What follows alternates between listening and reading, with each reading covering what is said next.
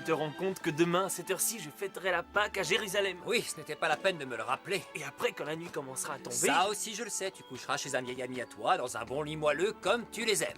C'est vrai que je t'en ai déjà parlé tout à l'heure. Ça fait 10 fois que tu me racontes la même histoire. Tu devrais m'accompagner, c'est une fête réconfortante. Très vite, on oublie les petits tracas de la vie, et surtout la domination des Romains. Qu'est-ce qu'elle a au juste, la domination des Romains? Qu'est-ce que tu viens faire ici? Tu n'as pas fini de payer tes impôts. Alors on te confisque ces sacs. C'est faux, on a payé tout ce qu'on devait.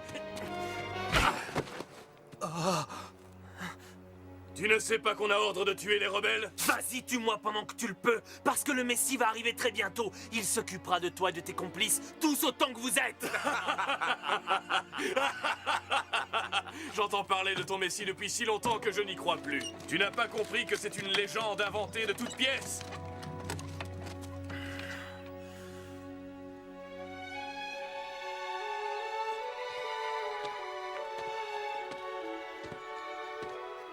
Hé, toi, là! Tu vas porter ce paquet. Mon cheval donne des signes de fatigue. La loi m'autorise à te faire porter une charge de 50 kilos pendant 1 kilomètre. Tu vas obéir à la loi romaine et porter ce paquet, sinon je te fouette comme un chien.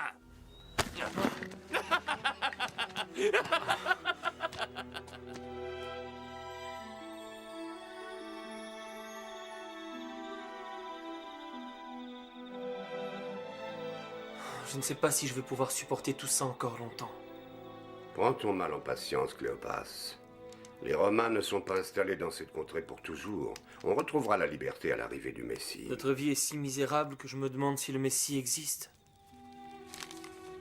Le Messie devrait venir à nous pour nous dire « Il m'a envoyé pour prêcher l'évangile à l'homme de bonne volonté. Il m'a envoyé ici pour guérir celui dont le cœur est brisé, pour proclamer la liberté à ceux qui sont captifs et pour ouvrir les prisons de ceux qui sont enchaînés. » Je prie pour voir ce jour arriver. Il est temps de prendre un peu de repos. Demain, nous irons au temple. Nous partirons au lever du soleil.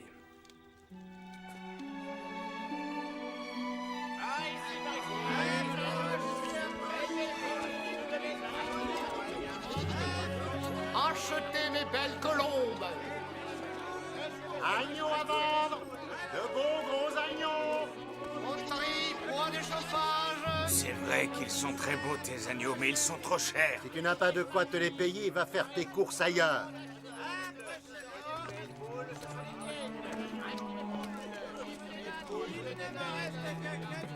Joyeuse Pâques, Amos. À toi aussi, Hébert. J'en ai connu de plus joyeuses que celle-ci. On nous a postés ici parce qu'il se pourrait bien que cet homme-là sème la pagaille. Ses disciples racontent partout qu'il est le Messie. Non, mais qu'est-ce qu'il ne faut pas entendre? Un petit charpentier débarqué de Galilée et qui serait le Messie. Ouais, vos agneaux. Nourris au lait.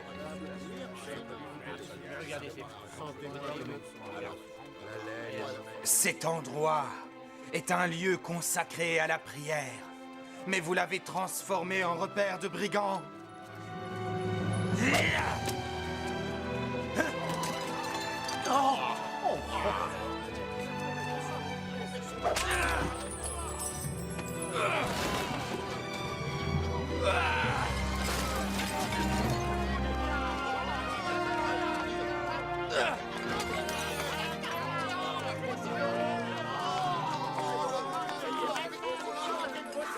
Je n'ai jamais vu quelqu'un dégager autant de puissance. Mais enfin, qui est-ce? Quelqu'un sait comment il s'appelle? Jésus vient de guérir un enfant qui était paralysé.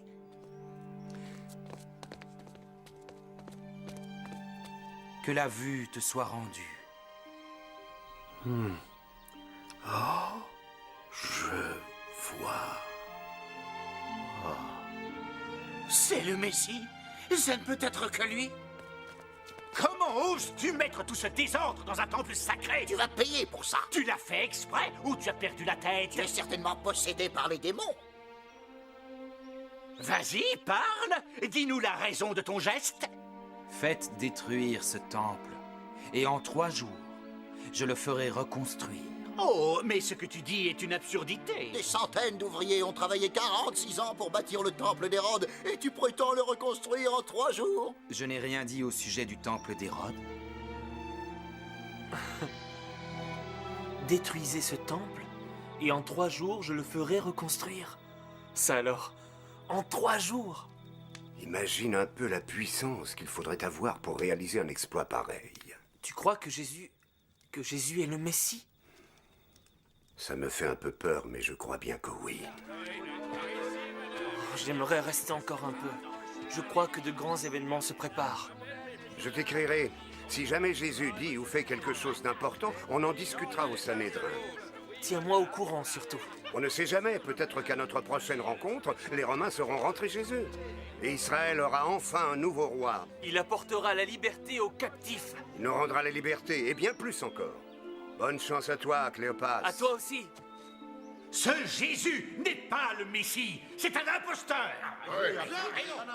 Mais comment expliques-tu ces miracles? Le diable a le pouvoir d'accomplir des miracles lui aussi. Je ne crois pas à ces miracles. Jésus est le fils d'un charpentier qui vit dans la misère. Le Messie sera certainement le descendant d'un roi. Il devrait venir à nous glorieux et puissant à la tête d'une grande armée. En le voyant, j'ai tout de suite su que c'était un grand homme. Si mes amis connaissaient mes convictions profondes sur Jésus, peut-être que... je dois le voir personnellement. Il le faut. Tu ne vas pas partir, Nicodémus. Je le regrette beaucoup, mes amis, mais j'y suis obligé. Je vous en prie, continuez sans moi.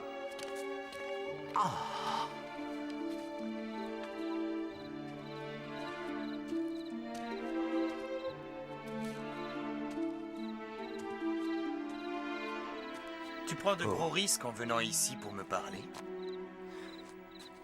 Oh, maître, je sais que personne ne peut faire ce que tu as fait sans avoir été envoyé par Dieu. Qu'est-ce que je dois faire pour être sauvé? Tout un homme doit renaître. Je ne comprends pas. Comment un homme peut-il renaître? Toi qui es un sage en Israël, Nicodémus, comment peux-tu ne pas comprendre? Maître, qui es-tu? Moïse, dans le désert, a soulevé un serpent d'airain devant son peuple. Et tous ceux qui ont regardé ce serpent et qui ont cru ont été sauvés de la mort. De la même façon, un jour, je m'élèverai. Et toute personne qui croira en moi aura la vie éternelle. Tu t'élèveras un jour? Dieu a tellement d'amour pour le monde qu'il lui a donné le seul Fils qu'il a engendré.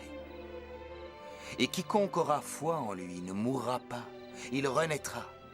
En cela, il obtiendra la vie éternelle.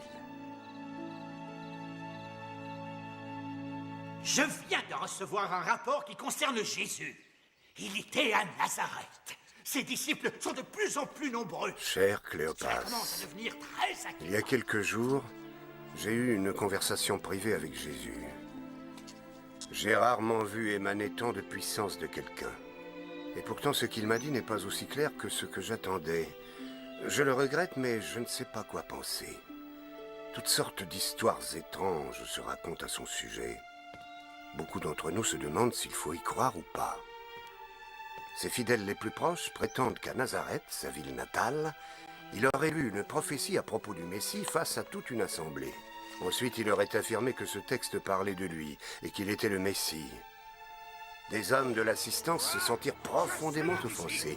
Ils savaient qu'ils n'avaient affaire qu'à un fils de charpentier. Ils le sortirent de la synagogue et l'emmenèrent au bord d'une falaise. Personne ne put expliquer ce qui s'est passé ensuite. Subitement, tout le monde s'est calmé et il est tout simplement parti. Et il est simplement parti. Une foule déchaînée n'épargne personne. Seul le Messie peut y échapper. Si jamais cette histoire est vraie, Il n'y a aucun doute là-dessus. Crois-moi, Jésus va nous débarrasser des Romains une bonne